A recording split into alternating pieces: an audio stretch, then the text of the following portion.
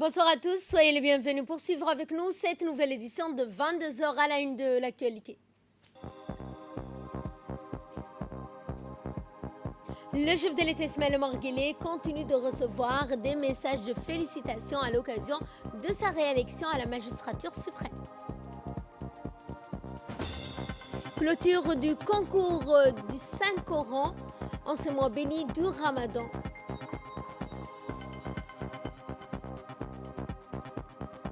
Et à l'occasion du 100e jour de l'élection de Joe Biden, l'Amérique se relève. Bonsoir à tous et nous entamons ce journal par ces messages de félicitations qui continuent d'affluer à la présidence de la République. Le président ivoirien Alassane Ouattara fait partie d'un lot de nouveaux dirigeants et d'autres éminentes personnalités qui ont fait parvenir leurs chaleureuses félicitations au chef de l'État. Votre réélection à la magistrature suprême de votre pays m'offre l'agréable occasion de vous adresser en mon nom et au nom du peuple ivoirien les chaleureuses félicitations, a écrit le président Alassane Ouattara dans un télégramme transmis à son homologue djiboutien. En vous renouvelant sa confiance, le peuple djiboutien réaffirme sa volonté de vous voir voir l'œuvre de progrès économique et social entamée au cours de votre précédent mandat, a-t-il ensuite noté. Par ailleurs, un message similaire en prévenance du Premier ministre de Malaisie dans lesquels, je le cite, j'ai l'immense plaisir de vous faire parvenir mes félicitations suite à votre réélection, a indiqué le Premier ministre malaisien dans le message transmis au président Guelleh. La Malaisie et la République de Djibouti ont significativement accru leur niveau d'échange de coopération depuis l'instauration en 1998 des relations diplomatiques entre elles. J'ai l'intime conviction que sous votre leadership éclairé, la République de Djibouti continuera d'accéder à des nouveaux paliers de développement, de prospérité. Outre ces chefs d'État de gouvernement de pays frères et amis, d'éminentes personnalités à la tête d'importantes organisations de renommée mondiale ont également salué la brillante réélection du président Ismaël Omar Guelleh. Le directeur général de l'Union internationale du chemin de fer, François Daven, fait partie de ces personnalités à l'occasion de votre réélection du 9 avril dernier. Je souhaiterais, au nom de l'Union internationale des chemins de fer, vous transmettre mes vœux de succès et de réussite, notamment dans le développement ferroviaire de votre pays, a souligné M. Daven, qui s'est félicité du fait que la société djiboutienne de chemin de fer a toujours participé de façon très constructive aux activités de l'UIC région. Le président directeur général de la Bank of Africa, banque africaine, multinationale et groupes financiers présents dans 18 pays, y compris Djibouti, M. Aratman Bejeloun, a également fait parvenir un message de félicitations au président Ismaël Omar Guelleh. Cette belle victoire ne fait qu'appuyer votre quête inébranlable à conduire votre pays et votre peuple vers le progrès, le développement et la prospérité à travers la vision 2035, fin de communiqué. Et le président de la République, Ismaël Omar Guelleh, a adressé ce jeudi un message de félicitations à son homologue d'Afrique du Sud, M. Cyril Ramaphosa, dont le pays célèbre l'anniversaire de sa fête nationale. Dans son message, le chef de l'État a souhaité santé, bonheur à M. Ramaphosa, ainsi que davantage de développement et au peuple d'Afrique du Sud. Le peuple et le Djiboutien se joignent à moi pour exprimer leur sympathie à la nation amie d'Afrique du Sud à l'occasion de la célébration de sa fête nationale, a écrit le président Guelleh. Je me réjouis de la qualité des relations d'amitié et de coopération qui existent entre nos deux pays et nos deux peuples, a également noté le chef de l'État, qui fait part de sa détermination à œuvrer de concert avec son homologue sud-africain pour renforcer le niveau d'échange de coopération entre les deux pays et les deux peuples. Des messages similaires ont également été adressés au président togolais et au président de la Sierra Leone, dont les pays commémorent leurs fêtes nationales respectives. Fin de communiqué. Et ce communiqué qui vient de nous parvenir à l'instant, la Commission de l'Union africaine, avec la participation de 5 membres du Conseil de paix et de sécurité de l'Union africaine, ainsi que de la République démocratique de Congo, en sa qualité de présidente de l'Union africaine, sont arrivés aujourd'hui à N'Djamena, au Tchad, pour une mission d'enquête de 7 jours, c'est-à-dire du 29 avril au 6 mai 2021.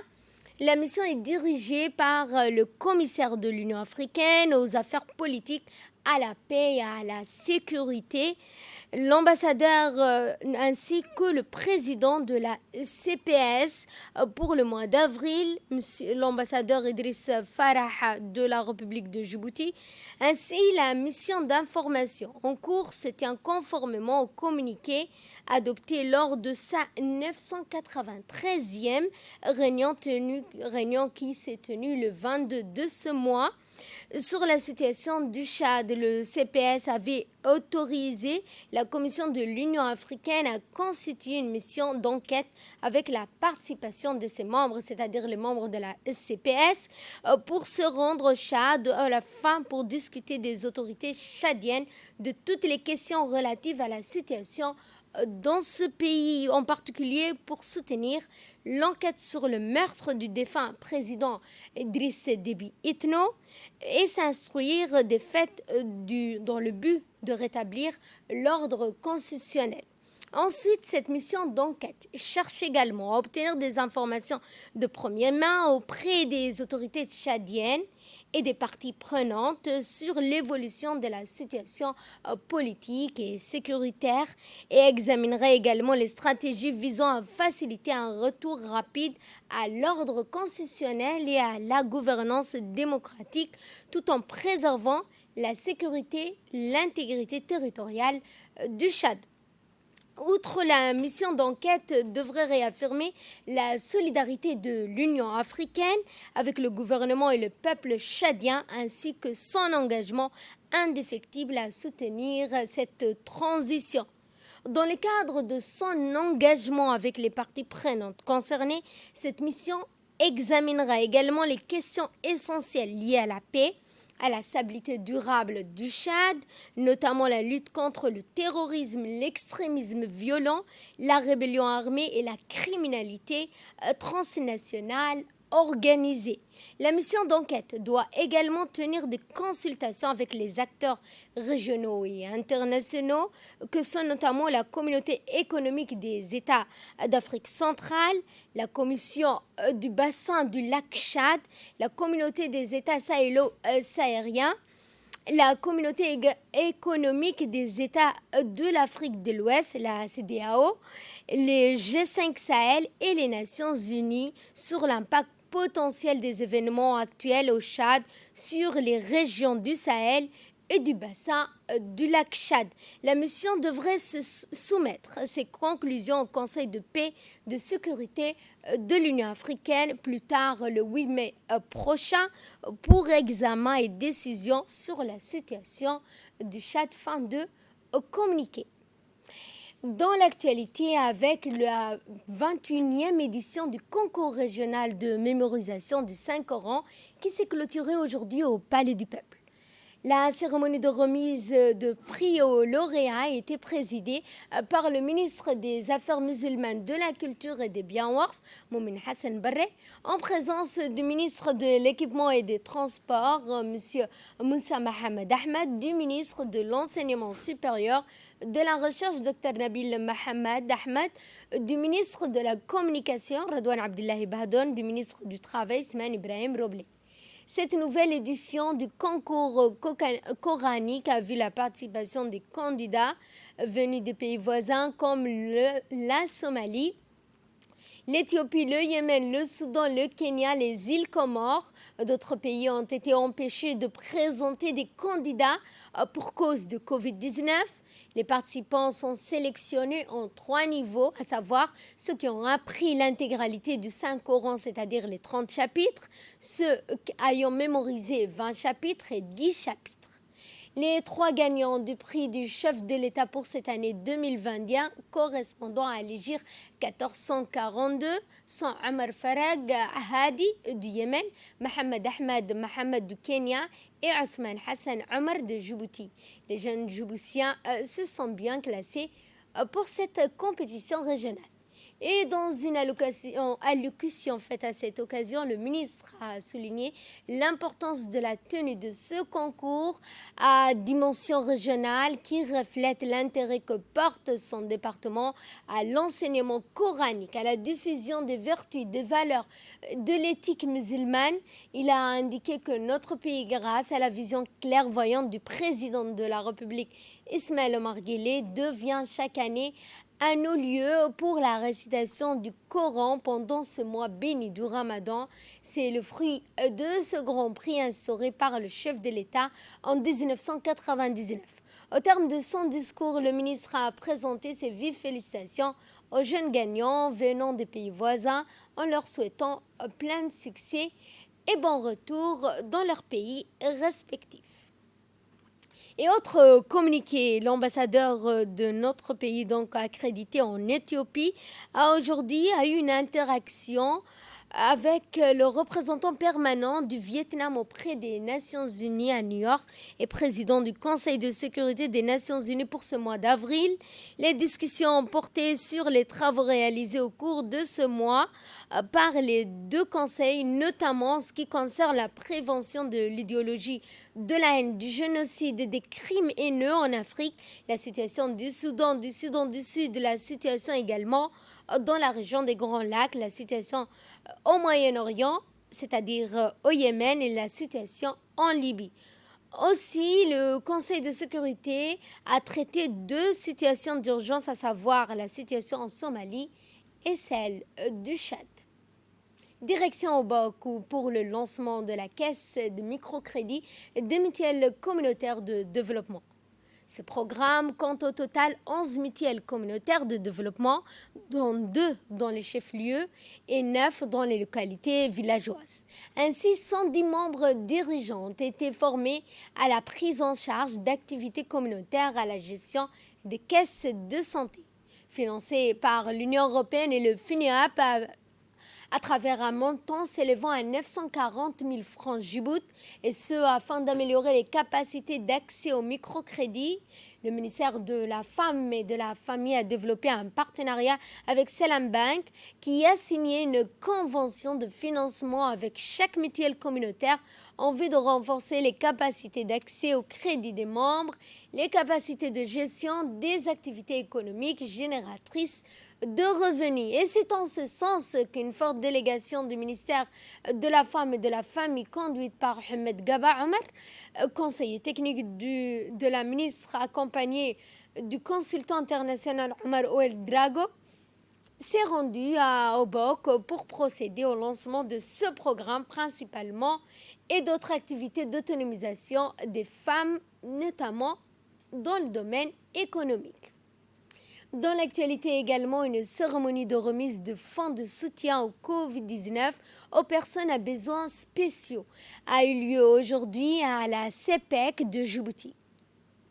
Depuis le début de cette crise sanitaire du coronavirus, il a été mis en place un fonds de solidarité pour prévenir la cessation d'activité de petites et moyennes entreprises, et notamment les micro-entrepreneurs particulièrement touchés par les conséquences économiques du Covid-19. Bien sûr, les personnels à besoins spéciaux n'ont pas été épargnés. Un comité spécial a été institué afin de prendre en compte la situation des entreprises, des micro-entreprises qui ont été impactées par le Covid. Rappelons que le 25 mars dernier, le président de la République, Ismaël Omar Guelleh, avait présidé une cérémonie qui a eu lieu au Palais du Peuple pour le lancement de ce fonds de soutien. Aujourd'hui, une première partie de ces personnes, dont les personnes à besoins spéciaux ou une famille qui a en charge une personne à besoins spécifiques, ont pu bénéficier de ce fonds de soutien. À chacun des bénéficiaires de PME ayant fourni la preuve de précarité, une somme de 250 000 francs leur a été remise. De cette crise sanitaire a pris les devants pour venir en aide à de micro-entreprises et des entreprises qui ont été impactées par le Covid. Et bien sûr, les personnes à besoins spéciaux ont été également prises en compte. C'est dans ce sens que là, aujourd'hui, la CPEC de Djibouti va abriter la remise de fonds à la première partie de ces personnes handicapées. Donc, un comité spécial avait été institué pour prendre en compte la situation de ces personnes. Et bien sûr, une cérémonie a eu lieu au Palais du Peuple, une cérémonie qui a été présidée par son Excellence Ismaël Omar Guelleh, pour donner le lancement de ce fonds de soutien. Aujourd'hui, donc, une première partie de ces personnes vont dans le besoin, les personnes à besoins spéciaux vont pouvoir bénéficier de ces fonds à la CPEC de Djibouti. Ces paiements vont contribuer également à une meilleure inclusion financière, puisque ces personnes-là ont ouvert leur compte à la CPEC de Djibouti. Et bien sûr, ces personnes-là pourront épargner à la CPEC. Et demain, bien sûr, la CPEC les accompagnera pour l'octroi de microcrédits pour, bien sûr, développer leur activité génératrice de revenus. Il faut savoir que le même événement aura lieu aussi dans différentes régions de la République de Djibouti. Nous remercions l'ensemble des personnes qui, de près et de loin, ont contribué à l'avènement de cet événement. Bien sûr, le comité de soutien de l'ANPH, M. Doualé, et bien sûr, sans oublier son Excellence Mme Guelleh, qui a toujours été là pour les personnes handicapées de Djibouti et bien sûr dans la région. Dans l'actualité également, l'Agence nationale des personnes handicapées, en collaboration avec l'UNICEF, a organisé ce matin au Palais du Peuple un atelier sur la perception du handicap en islam. Cet atelier a été présidé par la directrice de la communication de l'ANPH, Mouna Aboubakar. Au cours de cet atelier portant sur plusieurs points importants et concernant la perception du handicap dans la religion ont été vus l'islam vis-à-vis du handicap, une vision particulièrement intéressante pour la réadaptation et la compréhension du comportement et la subjectivité du musulman handicapé. Et nous allons parler de vaccination pour le 5e jour consécutif. Le test PCR, la vaccination contre la Covid-19 se poursuivent sans interruption au sein du ministère de l'Éducation nationale et de la formation professionnelle. Rien que pour cette première semaine, il a été enregistré 731 personnes vaccinées. Il faut reconnaître que le fait qu'une équipe ait été exclusivement mise à la disposition des personnels du MENFOP a quand même facilité l'accès dont les enseignants se disent très satisfaits. Au-delà du cercle scolaire, le MENFOP cherche à protéger par la même occasion l'ensemble des citoyens en cassant cette manière la chaîne de transmission de cette pandémie. Le ministre tient particulièrement à remercier le ministère de la Santé et son personnel, dont notamment le corps médical de l'armée, pour leur accompagnement dans cette campagne de lutte contre la pandémie du Covid-19. Donc, nous avions été vaccinés par le vaccin Sinovac.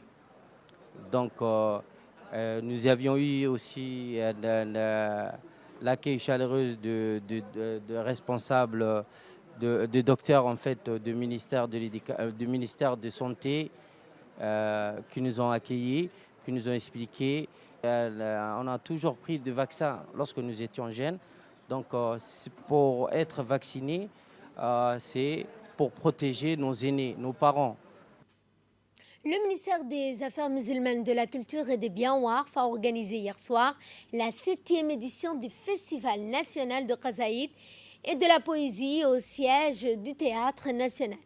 L'événement a été ouvert par la récitation des versets du Saint-Coran, suivi du discours d'ouverture du secrétaire général du ministère de la Culture, qui a salué l'importance de cet événement précieux que le ministère de la Culture organise chaque année au mois béni du Ramadan. Ces festivités ont regroupé plus de 56 groupes composés d'artistes, de poètes qui concourent en concourant sur plusieurs sujets, compris l'éloge du prophète, sallallahu alayhi wa sallam, le Coran ainsi que la religion, et cela en 3 langues, l'arabe, l'afar et le somali. De nous passons à ce qui domine l'actualité internationale, le président américain a marqué son 100e jour de mandat par son optimisme affiché. D'un pays en crise à son arrivée, dont le summum a été atteint avec l'attaque du Capitole, les États-Unis sont sur le chemin de la réforme et c'est du moins l'objectif de Joe Biden qui a lancé de nombreux chantiers à destination des familles américaines. Et il s'est félicité que son administration, avec le soutien du Congrès, ait déjà pu mettre sur les rails le plan de soutien à l'économie de 1 900 milliards de dollars. Mais sa principale mission hier était de plaider en faveur d'un nouveau plan de dépenses d'aide à la famille, à l'éducation de 1 800 milliards de dollars sur 10 ans. Mais Joe Biden a aussi présenté son plan d'investissement dans les infrastructures de plus de 2 milliards de dollars.